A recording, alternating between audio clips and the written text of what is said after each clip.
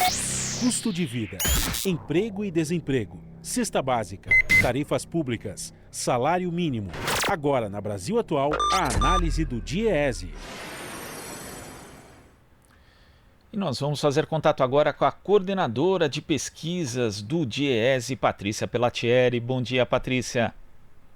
Bom dia, Glauco. Patrícia, ontem nós tivemos a divulgação da taxa de desemprego subindo no Brasil de 11,2% para 12,6% no trimestre entre fevereiro e abril, na comparação com o trimestre anterior, que era de novembro de 2019 a janeiro de 2020. Como que você vê esses dados, né? Já que a gente teve queda tanto no emprego formal quanto no emprego informal, Patrícia? Pois é, Glauco, a divulgação da PNAD contínua, né, que é a pesquisa domiciliar do IBGE, ela traz informações que nós já esperávamos, porque a gente tem acompanhado aí demissões, enfim, esse derretimento do mercado de trabalho, mas na verdade ela trouxe informações mais severas do que se esperava. Então, tem uma piora expressiva em todos os indicadores, se a gente comparar com o trimestre anterior, que é de janeiro, fevereiro e março, e ela também piorou nos indicadores comparados aí com o trimestre, com o mesmo trimestre de 2019. O que essas estatísticas começam a nos indicar é que as medidas de proteção ao emprego que foram adotadas, elas foram insuficientes, talvez um pouco tardias, né? Além também de apontar aí a fragilidade da nossa estrutura econômica. Então, é bom a gente lembrar que os dados do trimestre móvel, ele repete dados dos 2 meses anteriores e, portanto, a novidade é somente do terceiro mês, no caso de abril. Então, ainda nós estamos pegando o reflexo da crise, né, de 45 dias. Tá certo? A taxa de desocupação, como você falou, ela aumentou.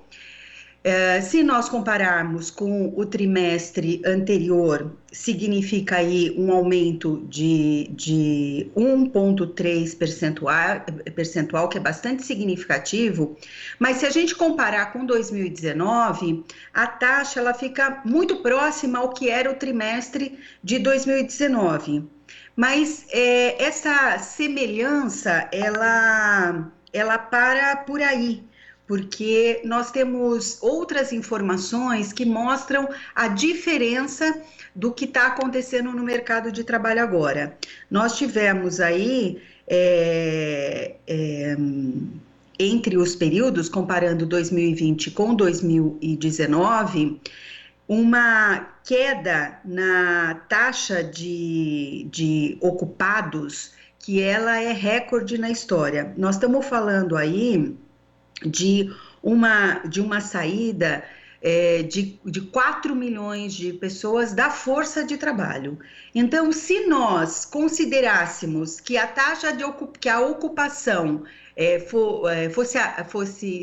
tivesse se mantido estável, como em 2019, significava dizer que a taxa de desocupação poderia ter atingido aí 16%. Então, essa é uma falsa semelhança entre taxas. Todos os outros indicadores mostram aí essa piora muito significativa do mercado de trabalho. Setorialmente, houve uma queda generalizada em todas as atividades econômicas, somente a agropecuária e as atividades financeiras que a gente pode considerar, a queda foi pequena, então a gente pode considerar que se manteve estável. E as maiores quedas estão nos serviços, né? Principalmente serviço doméstico, educação privada e no comércio. E também teve uma queda significativa na construção. Além da taxa de desocupação que cresceu e que é o desemprego, né? Nós também tivemos uma piora na subutilização, são aí agora 28,7 milhões de pessoas subutilizadas, então cresceu aí mais de 2 milhões de trabalhadores nesta condição. E muito preocupante é o aumento também do desalento.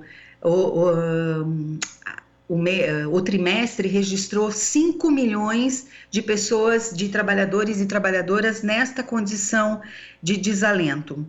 Então, o movimento do mercado de trabalho em geral aponta aí para uma deterioração muito acelerada, com o desemprego atingindo os informais, como os dados mostram, né? Então, assim, teve quedas significativas no conta própria sem CNPJ, mais de 1 milhão de trabalhadores que tiveram isso como alternativa, muitos ao perder o seu emprego assalariado lá em 2018, 2019, e agora estão também na condição de ter perdido até esta condição de conta própria, e o sem carteira no setor privado, que também caiu mais de 1 milhão de trabalhadores. Então, as inserções precárias, elas foram mais atingidas, mas o que nós vemos nas informações é que também o emprego mais protegido, o assalariamento formal do setor privado,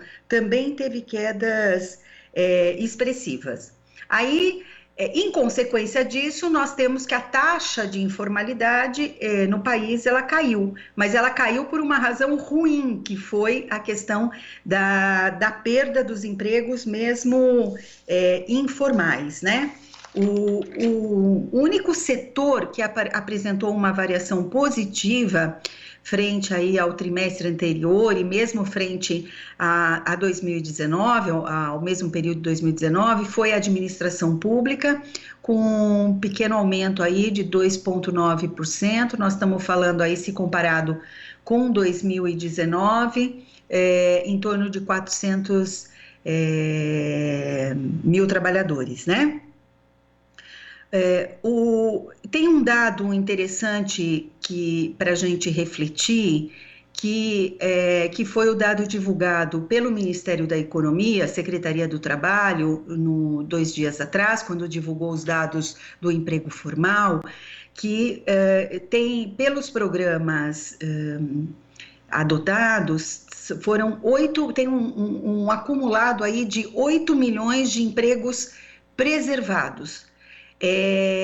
Lá no começo, quando o programa estava sendo discutido, a previsão era de uma proteção aí de 24 milhões de empregos. Então, nós estamos muito longe daquela previsão inicial de que seria 24 milhões de emprego. Por que isso é importante registrar?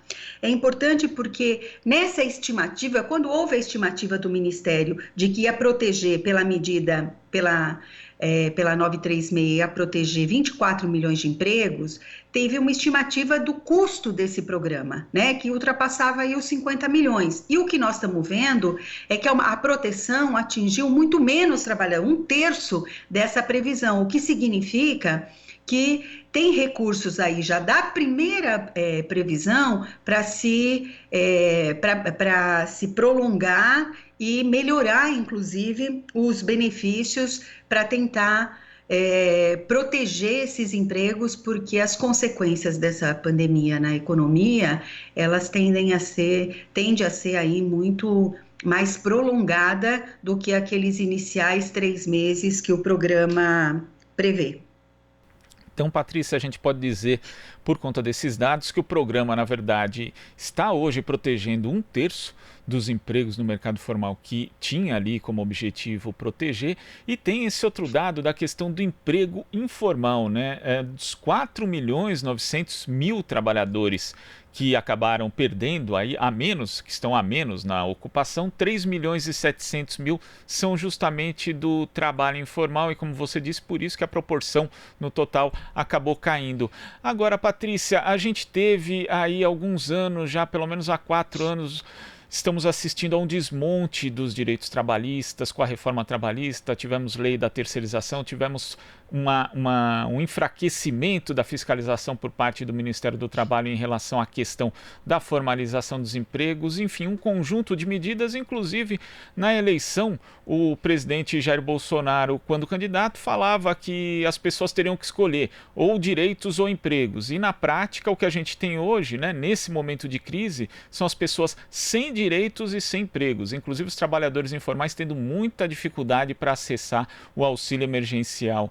Então, Patrícia, a gente também paga hoje por conta justamente dessa desregulação do mercado de trabalho que estamos assistindo aí já há alguns anos, né?